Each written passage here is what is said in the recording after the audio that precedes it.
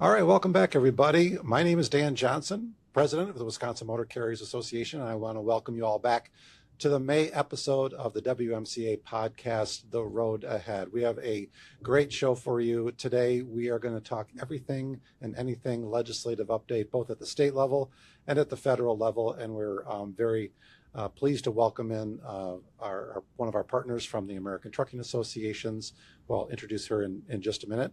But before we get started, I just want to remind everybody that today's sponsor is Truck Country. And as a proud partner of the Wisconsin Motor Carriers Association, Truck Country understands what it takes to keep Wisconsin's trucking industry moving.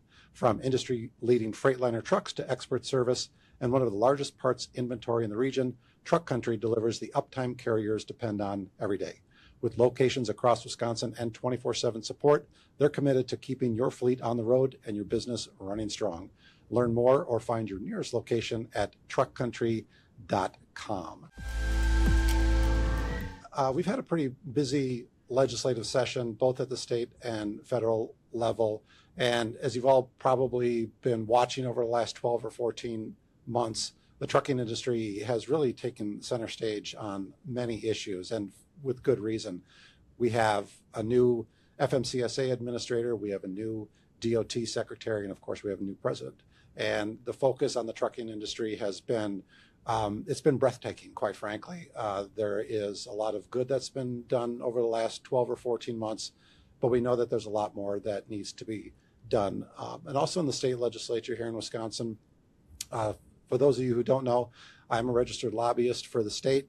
I have the ability to talk to lawmakers and policymakers about things that are happening in the trucking industry here in Wisconsin. Sometimes they're not real sexy, they don't hit the headlines like other issues do, but they're important. And from our standpoint, from the Wisconsin Motor Carriers Association, we are advocating on your behalf to make the trucking industry more manageable in the state of Wisconsin, and looking for things that, even on the small scale, will help your business and will help your company grow and expand, especially during some difficult economic times. So I'm going to touch on a few state issues, and then we'll jump into our federal legislation. So first of all, in December, there was a new law signed, Senate Bill 271, which will allow the use of camera monitoring systems in place of traditional side mirrors on commercial motor vehicles. And this is a meaningful modernization. These systems use cameras and in-cab displays to give drivers better visibility, reduce blind spots, and enhance safety, especially in tight urban environments or challenging weather conditions. And just importantly, this change ensures that Wisconsin carriers can adopt the same technologies already improved at the federal level while avoiding any unnecessary regulatory conflicts. So the bottom line with Senate Bill 271, better visibility, safer roads, more efficient operations. This was signed into law in December. It's a good thing because we have a split government. We have a Democrat governor and we have a Republican legislature. So anytime we can get things through the process, the legislative process is extremely difficult, even when all the stars are lined up. But when you have competing parties, if you will, it can be a little bit more of a challenge. So we're very happy to get that first one through. The second one, a little legal reform, tort reform, as you like to call it, Senate Bill 459, which was signed into law back in March. This reinforces Wisconsin's standards for expert witness testimony in civil cases. So what does that mean in practice? So it raises the bar for what qualifies as credible expert testimony, helping limited, speculative, or unreliable opinions that can drive up litigation costs and create uncertainty for businesses, especially trucking companies. And for trucking companies, this is a broader effort to address lawsuit abuse and create more predictable environment. It's about fairness, it's about consistency, and ensuring that decisions are based on sound science and real expertise. And again, it's not just for trucking companies, it's for any business going through any kind of lawsuit, to make sure that if you are an expert witness, that you are actually an expert witness, you know what I'm saying? So it's important. And again, this was another bipartisan bill that did get the support of the full legislature and the governor. And finally, This is a big one, a funding infrastructure program. It's called the Agricultural Road Improvement Program. This was created 2 years ago in the legislature at $150 million. And basically what this program does, as you know, Wisconsin we're an agriculture state. We're the dairy state, and very proud of that. And so we move a lot of product from farm to processors. And that's done primarily on county roads, on local roads, that they do get some damage from time to time from those trucks, but that is the nature of the business. So what this program does, it initially funded $150 million in 2023 and 2024. It was reappropriated in 2025, 2026 for another $150 million, which is fantastic. The program provides critical funding to improve those local roads that serve Wisconsin's agriculture industries. The latest update to, we just call it ARIP, to build on its original success by continuing direct funding towards high-need projects that improve safety, reduce wear and tear on equipment, and strengthen the supply chain.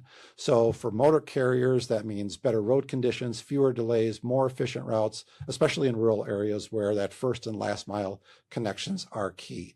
As of April 2026, the program has provided $200 million of funding for more than 120 projects across 15 Wisconsin counties, improving those roads that carry tens of millions of tons of agricultural products each year. So $50 million was released back in April, and later this fall, the Wisconsin Department of Transportation will be releasing another $100 million. And again, this was another bipartisan product for the milk haulers, for the cheese makers. It's a necessary goal and a funding project, not only for the carriers, but also for those local units of government who, quite frankly, most of their budget is infrastructure. And they've been struggling for a long, long time. And we're trying to solve some issues there. So hopefully the Agricultural Road Improvement Program will get more money to those local road projects and create a better infrastructure for all of our farm to processor products. And again, another bipartisan effort. This is something that the legislature was very active in pushing.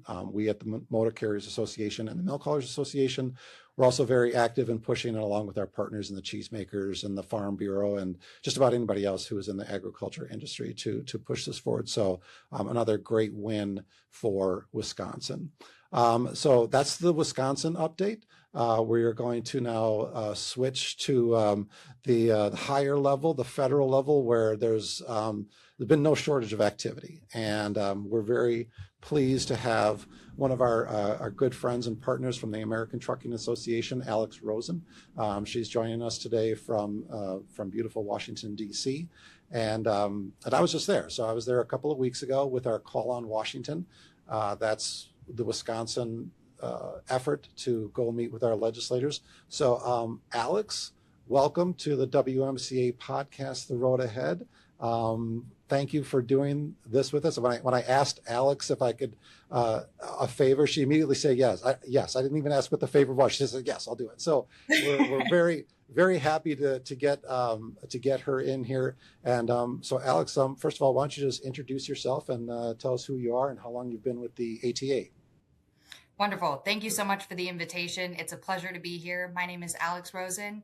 I'm the Senior Vice President of Legislative Affairs for the American Trucking Associations. And that's a big mouthful to essentially say that I run ATA's Office of Legislative Affairs. So I'm the direct liaison between the American Trucking Associations and members of Congress. So my job is to make sure that good ideas are promoted on Capitol Hill and that we create a path forward for them. And perhaps now, more importantly, making sure bad ideas have their legs cut out from under them and we stop them in their tracks. So I've been doing this for about 8 years with ATA. Before I came to ATA, I worked for the Committee on Homeland Security in the U.S. House of Representatives. So I did border security before it was cool, before it was the talking point on Fox News, and transportation security.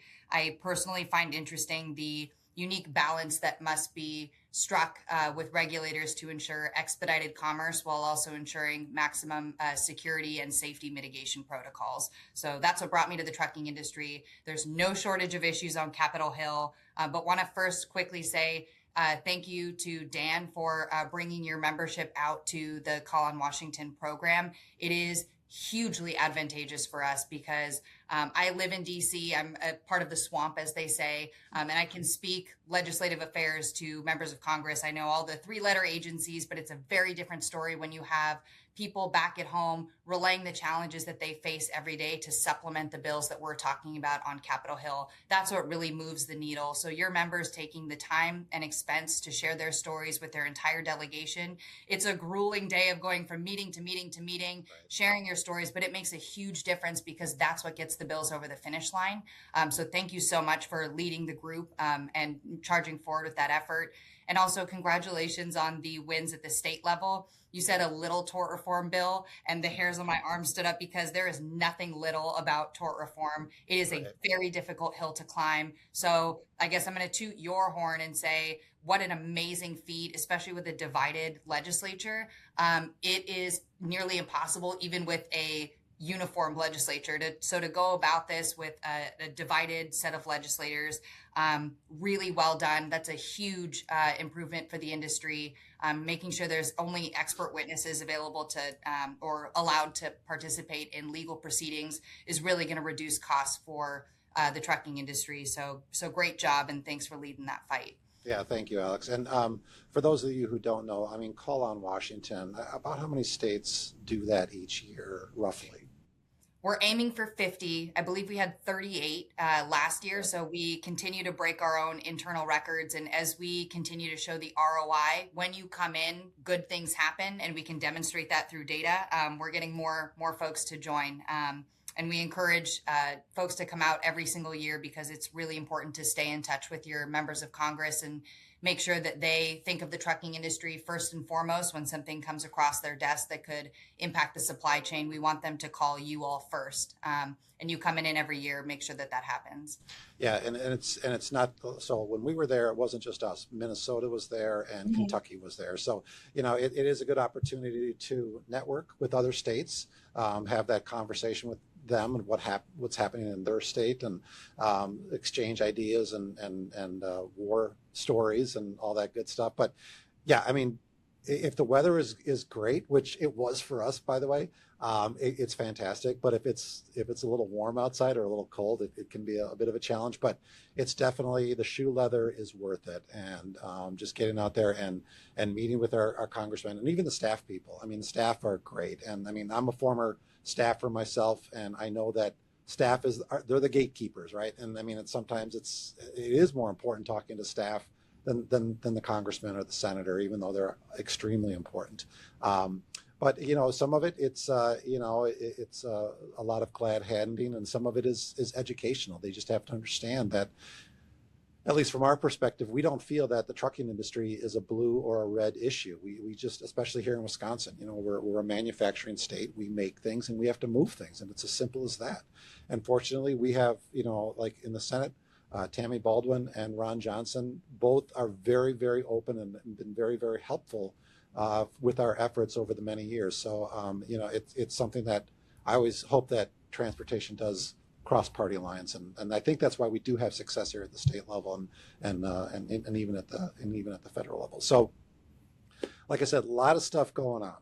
I mean, it is like a whirlwind of activity at the federal level, and I'm not going to jump through everything, Alex, but I did want to touch on some things that I think a lot of our members are aware of, but they're kind of trying to figure out, what's being done to tackle some of these problems. I mean, you talked about some of the good things, but there's always the bad stuff that comes up that we're trying to either stop, and sometimes it's even more detrimental than getting something good through. But probably one of the big issues that we've talked about was cargo theft. And there's been a lot of activity. And I think somebody explained this during Call on Washington. They said, it's not like the old, that scene from Goodfellas where Joe Pesci just pulls out a gun and pulls the truck driver out of the cab and says, okay, move on, buddy. And they take his truck. It's not your grandfather's cargo theft anymore. It's extremely sophisticated. And so first of all, let's, tell our listeners about the problem, first of all, and then what the ATA believes is the solution. Absolutely. So, I mean, you nailed it on the head. It's not your grandfather's cargo theft anymore. And it's certainly not. It's much more sophisticated. It's organized criminal theft groups who have identified that if you exploit the supply chain, if you exploit the movement of goods and where goods cross jurisdictions, you can evade police detection because that's one of the key prohibitors of information sharing is when we go to report. And this was one of the factors that allowed us to build out our coalition, where we realized it wasn't just trucking, it was rail, it was everybody in the supply chain. When you go to report to your local law enforcement, I've experienced a theft incident or a fraud incident, the local law enforcement will say, well, your cargo didn't exactly get stolen in our jurisdiction and the point of origin is actually in another state, so you need to go report elsewhere. Right. Or they'll point you to state law enforcement and they'll point you back to local law enforcement, or they'll point you to the federal law enforcement entities and they'll say, I'm sorry, but this doesn't reach the monetary threshold to warrant federal involvement, nor is there a nexus to terrorism, so it's not our problem. So it's not our problem has been the common response at all levels of enforcement. And it's not their fault either. It's just a cross-jurisdictional issue that's very complicated. And so we've had limited ability to report, which has made it very difficult in terms of data to really emphasize that this is a growing problem, because if we can't report, there's no data to support that this is a huge issue and growing every single day. So when we realized that our problem of reporting was the same in the rail industry, retail, and shippers and receivers, ocean carriers, everybody, we realized that a federal solution is necessary because the federal government is the only entity that has the resources, the skill set, and the reach to be able to coordinate resources, manpower in a really dynamic way to address the movement of goods across the United States. So we partnered up with all of those national associations and we advocated for a bill, the Combating Organized Retail Crime Act, that would create a center within the Department of Homeland Security to really take the charge for the federal government in organizing cargo theft investigations and prosecutions, as well as organized retail crime prosecutions and investigations. So this would serve as a central repository for all reporting. So everybody finally has a place to go and report these supply chain fraud and theft issues. And then the Department of Homeland Security, given their trade expertise, would be able to then dynamically apply resources, prosecutors to the places with the highest volumes of supply chain fraud and theft. So right now we're seeing really big upticks in California, in Texas, in Memphis in particular, Tennessee, and a lot in Chicago. But we know with most criminal activity, it's like water. It's going to move towards the path of least resistance. So it may be these states and localities today, tomorrow, but maybe the next day and the next year it shifts elsewhere. So we really wanted to make sure that the federal solution was dynamic to account for the fact that these are organized criminal networks. And going back to your comment, this is not your grandfather's cargo theft anymore. That is very true, because what we had before was straight theft. So this is your truck gets broken into when you're at a rest stop and a pallet goes missing. Devastating, but it's not really what we're seeing today. What we're seeing today is more infiltration within the supply chain. With the digitization of the supply chain following the COVID pandemic, we saw kind of a lot of other opportunities for bad actors to infiltrate the supply chain, to insert themselves into the supply chain and engineer the movement of freight, and oftentimes without ever having to actually set foot in the United States. So you can have some random person in their parents' basement in Serbia who's brokering loads, pretending to be a legitimate motor carrier or broker. And unfortunately, I mean, there are a lot of ramifications for this. You've got, with the stolen goods, the shipper who's out on the goods that they're trying to sell and get to market. You've got the motor carrier who unwittingly moves goods on behalf of a shady broker and doesn't get paid for it. And then you have the kind of black market growth, because a lot of these stolen goods are reintroduced into the black market. And that actually puts a really interesting and diabolical spin on the availability of food, because if we can't guarantee the authenticity of what is being purchased, and we can't guarantee the legitimacy of those products because of the growth of the black market, that's a really terrible reality for our food supply chain, for electronics. Most people think that these thieves are stealing the really high value goods. So electronics, PlayStations, TVs, that type of thing. But actually the top commodity stolen is food and beverage. And that's because it's very easy to steal. You don't have a serial number on an almond, so it's very difficult to recover those goods, and they're perishable. So you can eat them, they go away, or they just disintegrate and they become bad, stale. So we've got a lot of our agriculture partners who are very invested in our fight to combat organized supply chain crime, because as soon as a food product is tampered with over the course of the supply chain, it's unusable. It's been corrupted and they have to throw it away. And so that's been a huge threat to our food supply chain. The Combating Organized Retail Crime Act, because it's so widely supported, we have fabulous bipartisan support in both the House and the Senate. In the House, we have over 200 co-sponsors. In the Senate, we've got over 40.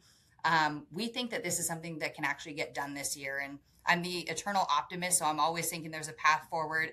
I'm ever the fighter trying to find a new pathway if for some reason we can't pursue the original path. But with this bill, it passed through the Judiciary Committee unanimously by voice vote. Nothing passes through the Judiciary Committee. You go to the Judiciary Committee to fight and to kind of emerge bloody knuckled. But in this case, you had agreement among members of the committee that this is something that needs to happen. It's gone on way too long. You've got organized criminal groups who are really, in a sophisticated way, taking advantage of truck drivers, rail workers, and sowing violence and discord throughout the United States. So it's not like this is an issue that impacts only red states or blue states. It's everybody. And we're all paying the price for the higher price of consumer goods at the end of the day. So we are expecting that the bill will be considered on suspension in the House the week of the 13th, May 13th. So I believe that's next week. Next week. So either Tuesday or Wednesday. It's police week. So we're trying to figure that out now, make sure that everything is all squared away. But that's a piece of intel that we can share with your listeners. It's not widely known. But we got confirmation from the Speaker, House Speaker, and the Majority Leader that they want to move this. They see the value in moving CORCA, the Combating Organized Retail Crime Act. Now the question is what happens in the Senate. In the Senate, you have the chairman of the Judiciary Committee, the Committee of Jurisdiction, is the sponsor of this bill. But in the Senate, they have procedures where one person can hold up a bill. They put a hold on it and everything pauses. So we've got to pretty much get consent from every single member of the Senate for this to move in the expedited fashion that we're trying to achieve here. So in the meantime, the ATA team and all of our supply chain partners are trying to make sure that when this House bill does go to the Senate for consideration, nobody's going to put a pause on it. Or more realistically, the people who are going to put a pause on it are going to yell and scream and shout, and they're going to do their thing, and then eventually they're going to pull it down so that this bill can be signed into law. And so I'm pretty optimistic. We have both the top Democrat and top Republican on the Judiciary Committee have signed off on the bill. Right. So things are trending positively, and I know this would make a huge difference for the trucking industry. The trucking industry loses $18 million worth of goods per day just due to cargo theft. And just due to the reporting issues that I mentioned earlier, we expect that number to be much, much bigger. So that's a very conservative estimate. So something that we can take home and yell about in a positive way once this eventually crosses the finish line. Well, we could do almost an entire episode here just on retail theft. I mean, it is mind blowing. You say $18 million a day, and like you said, some of it goes unreported because it doesn't meet that threshold. We've had one of our members who had, like you said, she had I think it was Coca-Cola that was stolen from her, and it just, like you said, law enforcement is just, they're pointing the fingers in 9 different directions, and they're like, don't look at us, and then she ends up getting stuck with it, right, and has to pay for it. And that we need to do something about that cannot wait. So I am also the eternal optimist with everything, and good luck with that. We've shared our message with our legislators here in Wisconsin, and I know ATA is doing all that they can. Bon chance on that. All right. So another issue, we were talking a little bit earlier about lawsuits, and you're absolutely right. There's no such thing as small lawsuit abuse reform. And one of them that maybe people don't really see too much. I mean, we see the billboard attorneys, right? And here in Wisconsin, we've got we've got a handful of attorneys, and I'm not going to name anybody, but everybody knows who they are, and they're out there basically. They put a target on the back of the trucking industry, and this is something that has popped up within like the last 5 or 6 years, and all of a sudden the trucking industry is this horrible thing that's creating all this chaos out there, and the personal injury attorneys are going after them, and so one of the things that has been popping up that maybe people aren't paying attention to is frivolous lawsuits, and there's been a lot of abuse in frivolous lawsuits because I think there's this thought that they'll shoot their shot, right? And what ends up happening is that the trucking company ends up paying the price for that. So what are we doing about frivolous laws? We've talked about lawsuit abuse before with nuclear verdicts, but this frivolous lawsuit abuse, what is going on out there, and what are we trying to do to combat it? Well, I'm so glad you brought this up. The cargo theft issue is my pet project, but now I've decided to take on the trial bar because this is a really fulfilling and really worthwhile endeavor. It is the biggest mountain to climb that I think I've encountered in all of my years in legislative affairs. It is a very difficult topic because it's a very well-funded topic. Our opponents have got a lot of money and they know how to use it very strategically, and we will never be able to compete with those types of contributions. But nonetheless, it is something that we have to fight because I think it presents an existential threat to the trucking industry. The frivolous lawsuits you mentioned, the trial bar had identified medical malpractice. That was their cash cow. And then you had regulations put in place to kind of curb that type of abuse. And they had to find another source of revenue, another cash cow, and they've sunk their teeth into the trucking industry. And it's an unfortunate reality. But our legal team, our awesome legal team, is working with our state trucking association partners, Dan, you and your colleagues, to identify some of the gaps in the state legislatures and help promote certain legislative fixes to address some of those gaps. But as we all know in the trucking industry, trucking is interstate by nature. We don't just operate within the confines of state lines. Right. We can't guarantee where someone might stage an accident with our truck. So while we may have protections in one state, it's not helpful unless we have that 50-state framework. So that necessitates a federal solution. And again, very difficult to address tort reform, just given the scope of the opposition and the well-funded nature of the opposition, but we have to pursue something at the federal level to really enact those protections that we're looking for. We're not looking for an advantage by any means.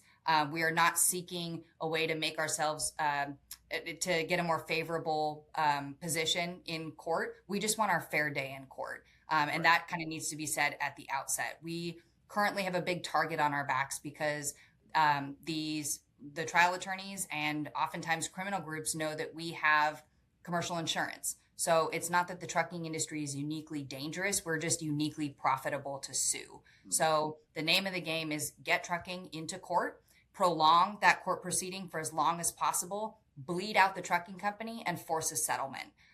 That's the name of the game. And it's so lucrative that you have outside groups. You've got hedge funds, investment firms, sovereign wealth funds, even foreign governments that are all investing in highway accident litigation because they know it's a profit center for them. It's not about accountability anymore or justice for the trucking industry. It's about profiteering. And so we have to figure out a way to right the ship and make sure that we have our fair day in court because we're certainly not getting that. So we're pursuing multiple bills at the federal level. As a quick aside, we had introduced a bill last Congress that included kind of all of our legislative priorities in this big, long bill. And we loved it. It was great. And it would really help the trucking industry. But we weren't getting a lot of positive feedback about the bill. And as we took a step back and tried to figure out how do we progress this issue? Because if we're yelling and screaming about this in a void, we're not doing anything positive. This is not an effective use of our time. And we realized we need to get more members of Congress educated about lawsuit abuse targeting the trucking industry. And we need to amplify the voices of our coalition partners because there are a lot of folks in the trucking industry who can use their voices and perspectives to bolster the idea, the reality that we are being targeted. So we can't go at this alone. We really need to bring in those other groups who are similarly caught up in this lawsuit abuse. So what we did was we split that bill up into multiple smaller bills that are, one, easier to communicate with members of Congress. Right. If we go in and we're speaking legalese for 45 minutes, eyes are glazed over, we've lost them. Right. So what we did was we tried to make it more digestible. And then with more bills, we have more opportunities for members of Congress to become our champions, to become educated in that kind of niche issue and then run with it. So we've got more champions in members of Congress to be able to promote, put them on a platform and enable them to talk about this.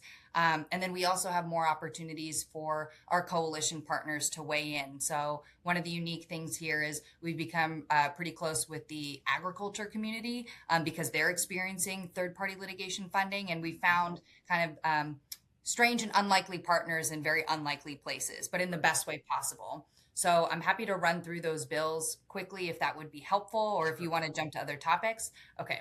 Yeah. So we're pursuing several bills in our tort reform portfolio. And I think all of them are very straightforward, but I can also give you a sense of which bills are most likely to pass where the opposition is. The first is simply making staging an accident with a commercial motor vehicle a federal crime.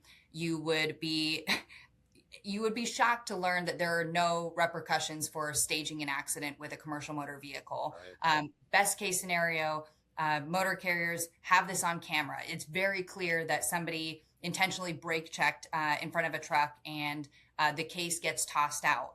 Unfortunately, trucking still loses even though they won in that particular proceeding because they've had to pay for the cost to compile all of that video evidence, to have that lawyer on retainer. There's still costs associated with being hauled into court with these fraudulent schemes. And there's no recourse for trucking. So if you want to go after the people who staged the accident, you can't because they technically didn't commit a crime. So making staging an accident with a commercial motor vehicle a crime is not only a deterrent, but it also provides recourse so that motor carriers can recoup some of that money that they lost defending themselves against these fraudulent schemes. It not only targets the slammers, the people who physically crash their cars into trucks, but it also captures the attorneys and medical providers who conspire with the slammers to engage in these fraudulent schemes. So very proud of that bill. Seems really straightforward. We're getting a lot of uptick on that legislation. Awesome. So, and that sort of dovetails that Louisiana case that was just some attorneys were just convicted. And that was, we talked about that last time at our call in Washington. I mean, it was a massive criminal organization that involved law enforcement and municipal judges. I mean, it's crazy. You've got not just people in the car who are slamming their vehicles into trucks, but you've got spotters, right, to act as witnesses.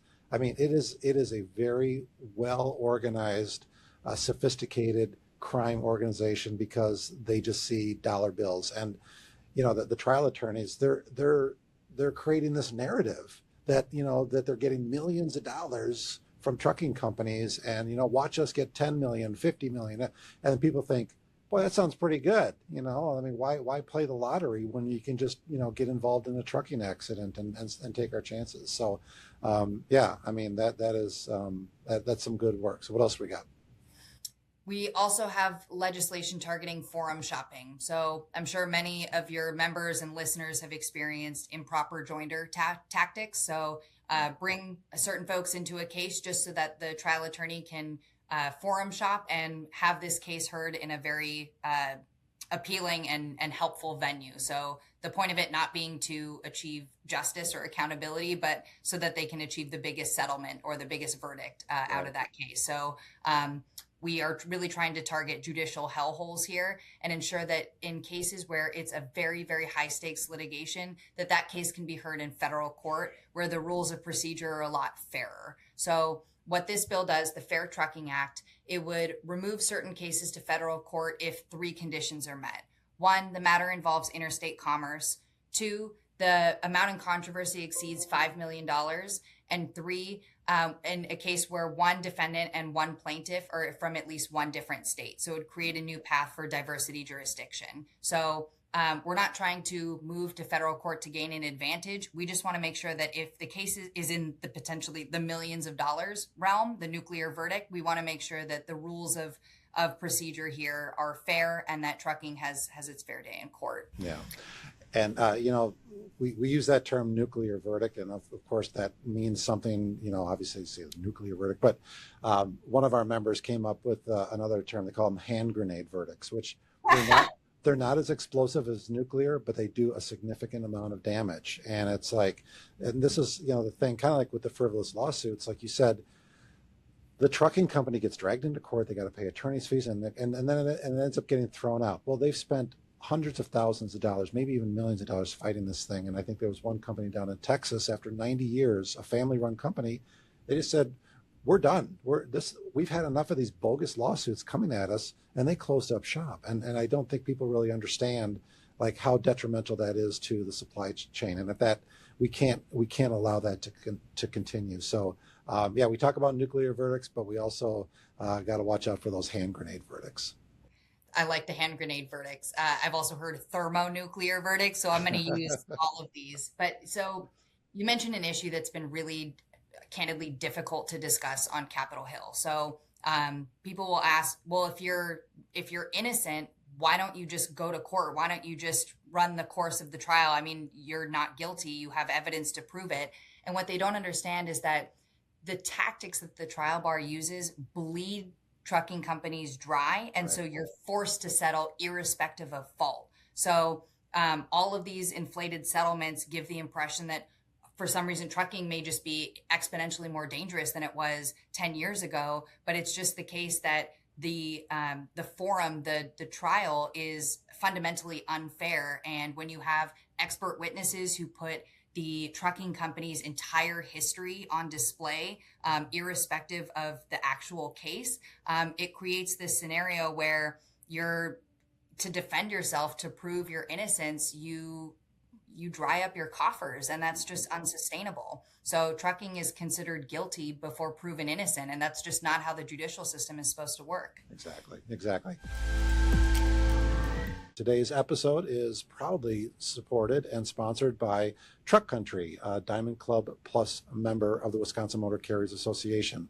Reliable trucks, expert service, and 24/7 support built for uptime. Visit truckcountry.com to learn more. Another big issue that came up, that's come up in several different variations. The president mentioned this during his State of the Union speech, and I think there have been about 9 different variations of what people have dubbed as Delilah's Law. Mm-hmm. And we hear that and we're like, yeah, Delilah's Law, I support Delilah's Law. And then we realize there's about 7 or 8 different legislative versions of Delilah's Law. And first of all, for the benefit of our listeners, first of all, who is Delilah, and what was the situation that led to this, and where are we going with whatever iteration of Delilah's Law that we currently have in Congress? So Delilah Coleman is a sweet little girl who unfortunately was tragically injured in an accident where an illegal alien was able to get behind the wheel of an 80,000-pound truck and struck her. So the impetus behind the president talking about this in his State of the Union address was, let's get justice for Delilah Coleman. Illegal aliens should not be behind the wheels of giant trucks. And we completely agree. Illegal aliens, people who do not have proper work authorization, should not be able to get a commercial driver's license and operate on our roadways alongside our families. Full stop. This issue has taken on a life of its own in the media, and the narrative has been explosive. And one of the things that ATA does and our state trucking association partners do is really try to hone in on what is the legitimate problem here. What are the loopholes? What are the regulatory barriers or issues that are allowing these challenges to proliferate? And how can we target it? How can we target them and address them in a meaningful way so that we're actually enacting change that addresses the underlying problem rather than contributing to an explosive narrative? Right. So the accident involving Delilah Coleman was fully preventable and horrible and tragic. So what we need to do is identify where are the breaking points that have allowed illegal aliens to obtain commercial driver's licenses. And there are, unfortunately, a lot of ways where that's been happening. So you have CDL mills that have been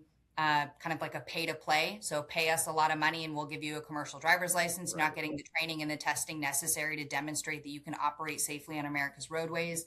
And then you also have states that are not fulfilling their duties to ping the federal immigration databases to ensure uniformity and alignment of work authorizations with commercial driver's licenses. So what that means is if your work authorization expires in February, your CDL should also expire in February, not in September. Yep. So there was kind of lax enforcement of that. And that, among a variety of other factors, allowed people to be improperly licensed. And when that occurs, you have people who are not necessarily safe, who have not done the requisite training and testing to be on our roadways. So Delilah's Law, it was an attempt to close those loopholes. One of the bummers about how this played out, it was a very legitimate issue. The president raised it in his State of the Union, and then it was a mad dash to introduce this bill. And what happens when you have kind of a knee-jerk reaction from members of Congress is they introduce well-intentioned bills, but that have disastrous ramifications. So the first bill that came out less than 16 hours after the president raised it in the State of the Union was a bill from Senator Banks in Indiana. And that bill would have required all 3.6 million CDL holders to go and recertify their CDLs with their state driver's licensing agencies. It is very difficult as it is to go get an appointment at the state driver's licensing agency. So imagine all 3.6 million truck drivers having to do so. So right idea in making people recertify, but the population, the targeted population was way too big. And so we wanted to make sure that there was a meaningful way to address that. There are a variety of other issues with that bill. And then later on, you had a member of Congress, Representative Rouser, try to take this on in a very, very meaningful way. He's the head of the Highways and Transit Subcommittee in the Transportation and Infrastructure Committee. So he sought ATA's feedback and trying to figure out how to craft this bill in a meaningful but practical way. And he did a fabulous job in crafting the updated Delilah's Law. So one of the things that he did, he addressed English language proficiency in that bill. And there are very strict penalties in this bill for noncompliance across the board. And what we wanted to ensure was that there were means for compliance, because if you have strict penalties for English language proficiency, but you have different enforcement, disparate enforcement in each state. You have a driver who passes ELP in one state and the neighboring state, but then they go to a third and they're deemed not proficient. That's an out of service order immediately. Right. So we want to ensure uniform enforcement. And one of the things that ATA prioritized in these negotiations was we need DOT to come out with uniform standards. We have to have each state approaching this topic in a uniform way. Additionally, the penalties for states who issue CDLs improperly and who do not enforce ELP properly, that was originally 100% of all highway funding would be removed. That is a very, very big stick. Yep. And that also implies highway safety dollars. So we certainly don't want to hijack safety money in enforcement of a safety issue. So we negotiated it back down, and I believe it's 8 and 10%. And then another piece to this too is liability for employers who employ people who have improper CDLs or who are operating illegally. And we certainly agree with that. Employers should not be employing people who don't have valid credentials to drive a truck. Right. But we also want to make sure that the employer is notified when somebody in their employ has had their CDL revoked, suspended, or anything in between. So one of the things that we advocated for in that bill was a bolstering of the employer notification system. So as soon as a state downgrades, cancels, revokes a CDL, the employer is immediately notified so that they can take appropriate action and remove that driver from the road. So because that penalty, I think, is like $25,000 for each violation, want to make sure that the employer has the ability to act before being penalized. So that was a very long negotiation with Representative Rouser's team. I think we got a really great product out there. It's implementable, it's enforceable, and that's really what we wanted. Because if you have a bill that's pie in the sky, great ideas, says I direct world peace, great, I would love that too. But if you can't enforce it, it's rendered useless. This bill can actually do something meaningful, and law enforcement's on board, industry's on board, and that's what we want with a piece of legislation. So we're happy to see that move through the process, and we expect that that should be included in the upcoming surface transportation reauthorization. Awesome. I mean, and it really, it required people to coalesce around one, or I should say several different points. You know, like I said, there were many different variations of this, and just getting people to understand, okay, this is going to be the vehicle that moves Delilah's Law forward is so important. Because I mean, things can crash and burn in so many different ways, and you know, it's one of those things that this is one that we don't want to see like go away just because of some, you know, I don't want to say clerical error, but just sort of a miscommunication or whatever it is. If it becomes more about the personality rather than the politics or something, you know. So, I mean, we're going to keep watching that. I know ATA is going to keep watching that. So good work on that and so many other issues. I mean, there's a lot more that we could talk about here, Alex, but our time is running a little bit short. So, yeah, if there's anything that's, you know, any parting thoughts or comments you'd like to make, I'll give you the floor for about 30 seconds. Oh, wonderful. Well, thank you so much for having me. If anybody has any questions, I'd be happy to answer them. We're fighting on your behalf on Capitol Hill, but no, you've got the best of the best advocating for you at the state level. Again, that tort reform win, it is a very difficult hill to climb. So Dan, congratulations again on all three of those wins. That's huge. We're looking forward to surface transportation reauthorization moving. We expect, this is some intel, the markup is going to be on the 19th. So conveniently when we're at our annual conference, but that should be when all of our big priority initiatives, truck parking, having electric vehicles pay into the Highway Trust Fund, everything is going to be considered. So stay tuned for the 19th.